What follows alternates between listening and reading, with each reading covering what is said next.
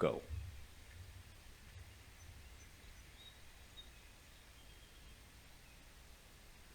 Today is Saturday, the 23rd of April.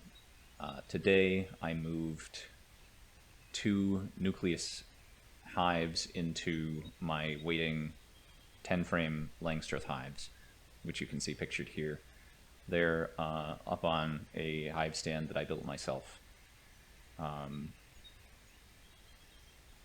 On top of the deep boxes, I've got some supers that are working as shells. They're hiding the feeding system that I'm going to be using. You'll be able to see a little bit of that. I lost some of the video of this towards the end. There I am carrying one of the nukes into frame there. So there's the 2 nukes in between the two hives. The audio on this file was too.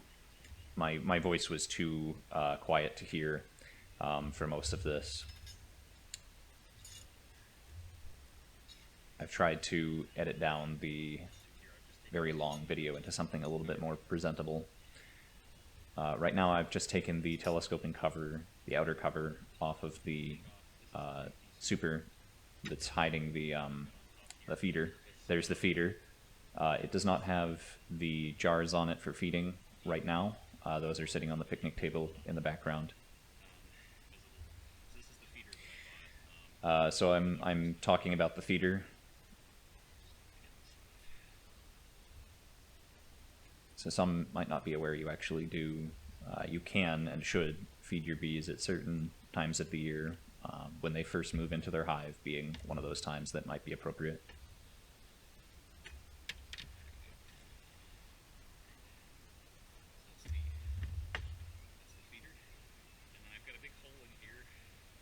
Right, so there's a big gap in the frames in the hive. So these are 10-frame hives. I've got 5 frames that are not present, and those are where I'm going to slot in the 5 frames from the Nucleus hives.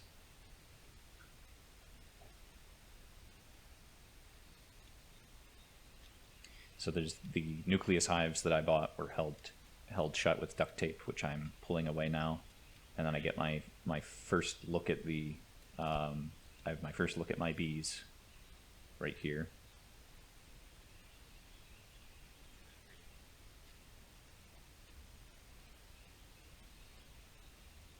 And then I had thought about moving them across without smoking them, and then thought better of it. So in a moment here, there'll be a cut where we'll cut to when I've got the smoker lit. There it is. And then I bring the smoker close to the camera and talk about it for a little bit. It's a box. It's a canister with some leaves that are on fire inside of it, and a bellows attached. That's there's not a whole lot more to tell. It does have a cage around the outside so that you don't burn your hands. I am wearing nitrile gloves, which you can see here, which I did not realize that the sleeves on them were so short. I would have gotten ones with a little bit more wrist coverage, because as you can see, unless I pull my sleeves up tight, it does bare my wrists, which isn't great. I have seen beekeepers work without any gloves at all. I figured while I was getting started it was probably best to play it safe. My bees were pretty docile, although moving them in, they got a little, the second hive in particular got a little upset with me, because I am a little incompetent still.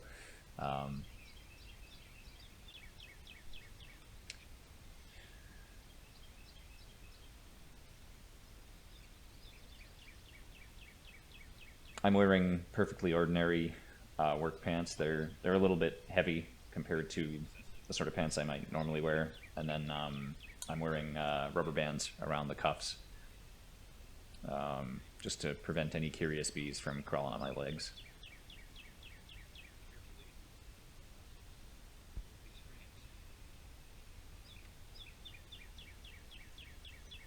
So I'm using the Hive tool to separate the frames. They're pretty well stuck together with wax and propolis.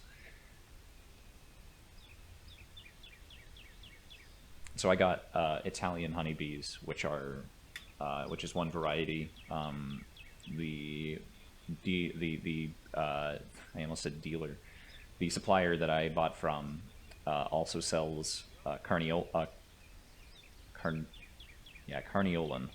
is another very popular variety, and then they recently got into selling Saskatraz, which is a hybrid species out of Canada. And I thought about getting some of those because they're supposed to be pretty hardy, but it's my understanding that they're a little bit more aggressive, and I figured for the first year I would just go with the beginner standard, which is Italian honeybees. So here I'm finally lifting out this first frame here, trying to be very careful not to jostle or jolt it. With bees, you can get away with a lot as long as you don't do any sudden movements. They're very responsive to vibration, so slow movements, very gentle. And there are a lot of bees on these frames, on all of them, on both hives. So I did have to be. It was good that they were getting moved out of those Nucleus hives, because they were not going to be happy in there for much longer. One of the things I was just talking about was being careful not to roll the queen. So I'm going to hold the bees up so you can see a frame. From this angle, everything is in the shade. Later, I'll move the camera so that you can see from with the light behind the camera. But that's not for a little bit yet. But rolling the queen. So if you're not careful when you're pulling frames out of the hive, you can push one of the frames up against another frame, and as you're pulling the bee out, or as you're pulling the frames out, the bees can get squished against each other and they'll roll, right? If you can imagine, if you're moving one plane across another, anything that's in between is going to be rolled. And so if you do that to the worker bees, it's bad, but it's not the end of the world. But if you do it to the queen and she dies, that could be game over for your hive, depending on the time of year. So here, I've sped up the video some. Now that we've seen a frame, it's going to be more of the same. I think I'm using an excessive amount of smoke when I am using the smoker, and I also need to use something more substantial than leaves, because my smoker goes out twice over the course of this process. So I need to get myself some wood chips or something to burn in there, something that will burn for a longer period of time.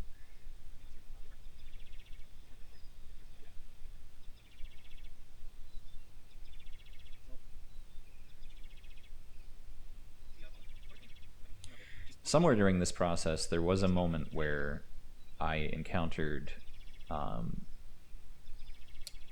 some brood, some eggs. I managed to see some eggs, and I managed to see some uncapped larvae. But I don't know if that was that might have been the frame I just held up. I can't remember for sure. Actually, I think the frame I just held up had the queen for this colony, but again, it was in the shade and hard to see. So later I hold up that same frame from a different angle, and you'll be able to see the queen.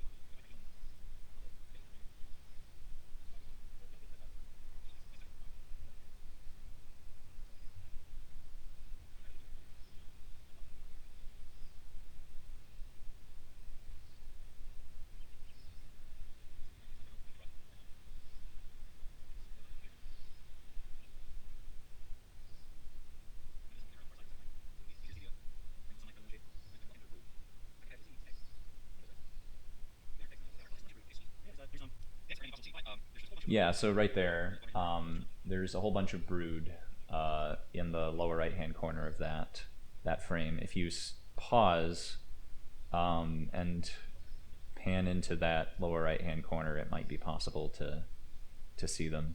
And in fact, I might see if I can get that on the screen. So here there was just like a sort of trapeze act. So there were some bees that were hanging on to each other in between some frames. So now I'm going to pull out the frame that had the queen on it, and I'm going to hold it up to the camera so that you can see the queen better.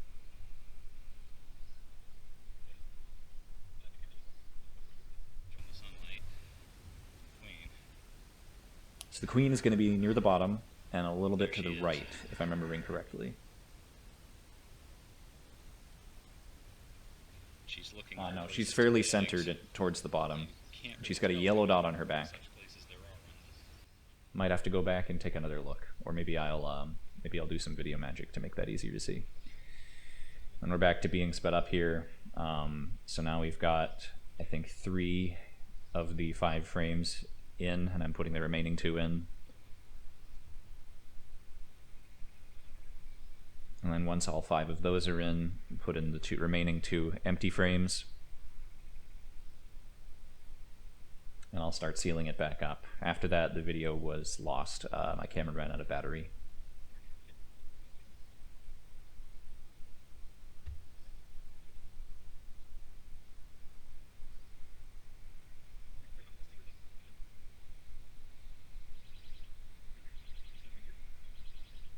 So there's the remaining 2 empty frames going in.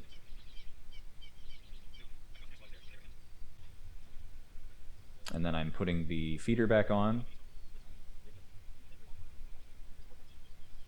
So the feeder has a bunch of screened holes. The one near the front is rectangular. It's meant to push a pollen patty through.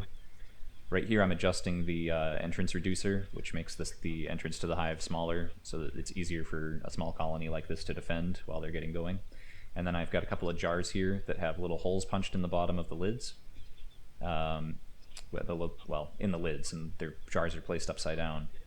And the vacuum holds in the liquid. That's how the bees are fed.